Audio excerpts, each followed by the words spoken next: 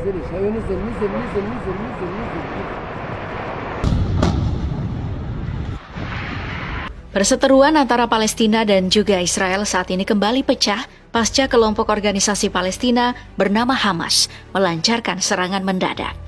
Gak cuma mendadak, mereka juga menyerang dari berbagai sektor, mulai dari darat, air, dan udara. Akibatnya, karena ketidaksiapan menghalau serangan tersebut, Israel harus menerima kenyataan kalau mereka kehilangan nyawa dari 1.100 orang warganya.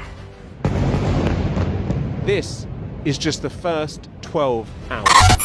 Namun dibalik mematikannya serangan dari organisasi Palestina ini, beberapa data nunjukin kalau ada keterlibatan antara Hamas dan juga kelompok Hizbullah yang berasal dari Lebanon. Bahkan disebutkan kalau Iran juga punya campur tangan dalam serangan yang menewaskan ribuan orang-orang di Israel.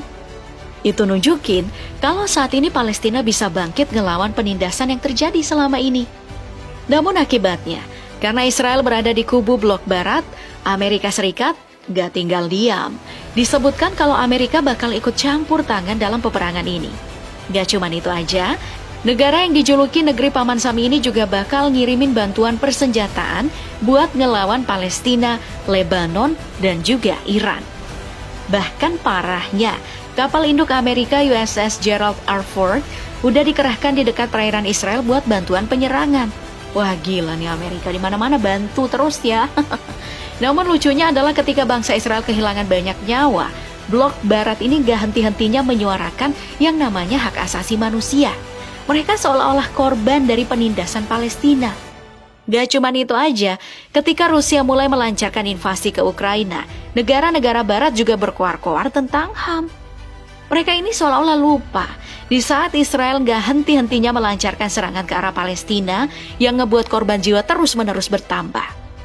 Hebatnya, mereka seolah-olah tutup mata dan tutup telinga di saat warga Palestina menderita akibat peperangan. Oh iya lupa, kan Palestina gak masuk kubu mereka ya, jadi gak bakalan tuh digembar-gemborin masalah HAM. Jadi intinya, konsep HAM cuma ada di kubu blok barat aja, di kubu lain gak usah, mungkin kayak gitu ya.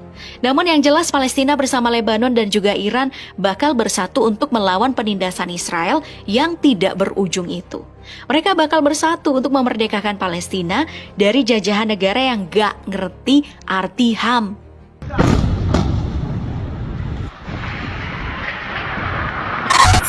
Di saat peperangan, Iran gak akan segan-segan nurunin 575.000 personil aktif bersama 350.000 personil cadangan beserta 90.000 para militer. Itu berarti di kubu Palestina udah mengantongi lebih dari 1 juta personil dari Iran. Gak cuman itu aja, beberapa pasukan dari Lebanon seperti 80.000 personil aktif yang dikerahkan bersama 25.000 para militer bakal siap meluncur jika dibutuhkan. Jadinya, dari Lebanon, totalnya itu mencapai 150.000 personil. Itu belum termasuk dengan seluruh pasukan yang masuk dalam organisasi Hamas. Mereka udah pasti rela ngegadain nyawanya demi memerdekakan Palestina. Jadi di kubu Palestina mereka udah ngantongin 1,1 juta personil buat melancarkan serangan. Sedangkan untuk Israel, negara ini cuma diisi 173.000 personil aktif, beserta 465.000 personil cadangan, dan juga 8.000 para militer. Jadi negara ini hanya mengantongi pasukan sebanyak 646.000 personil. Nah, secara kuantitas sih kubu Palestina bakal menang. Apalagi 1,1 juta personil tersebut bakal diperkuat dengan 4.071 unit tank beserta 69.685 unit kendaraan lapis baja dari pangkalan militer Iran. Gak cuma ngandelin itu aja, seluruh bagian Israel bakal musnah dengan 580 unit artileri otomatis yang bisa dikolaborasikan bersama 2.050 unit artileri manual dan juga 1.085 unit artileri roket. Itu baru persenjataan Iran doang, belum lagi persenjataan yang disediain sama Lebanon seperti 361 unit tank yang bakal dikolaborasikan bersama 9.864 unit kendaraan lapis baja. Selain itu, mereka pastinya gak akan segan buat nurunin 84 unit artileri otomatis bersama 374 artileri manual serta nggak lupa pula 30 unit artileri roket. Dengan persenjataan sebanyak itu udah jelas Israel ini bakal keteteran. Pasalnya musuh Palestina ini cuma mengantongi 2.200 unit tank dan juga 56.290 unit kendaraan lapis baja.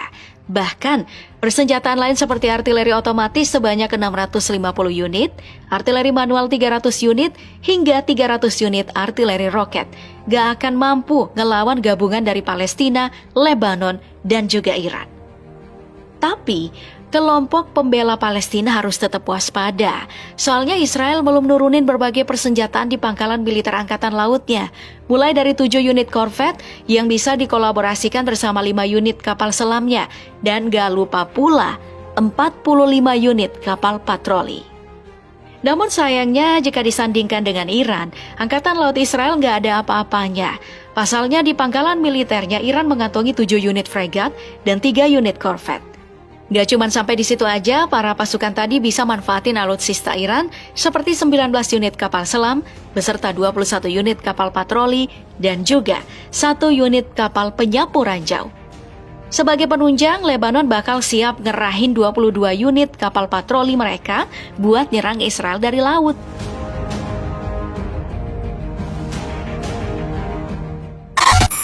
Selain itu, Iran juga masih bisa ngandelin matra udara mereka yang siap menggadaikan nyawanya buat negara.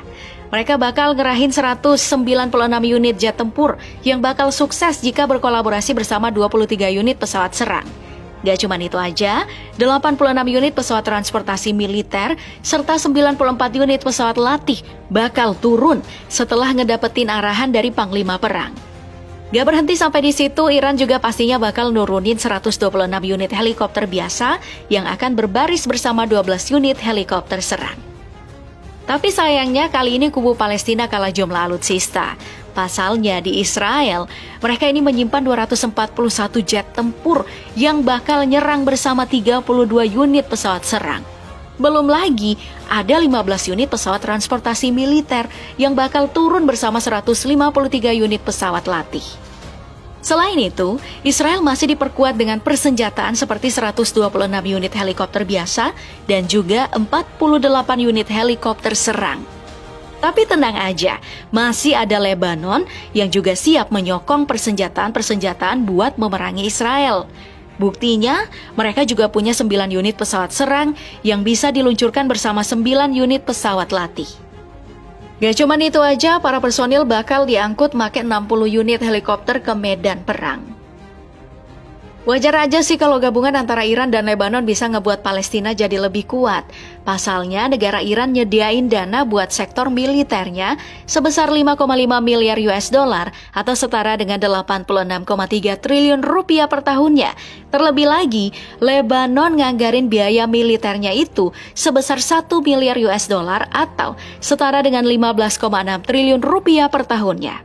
Sedangkan Israel sendiri sebesar 24,3 miliar US dollar atau setara dengan 381 triliun rupiah per tahunnya.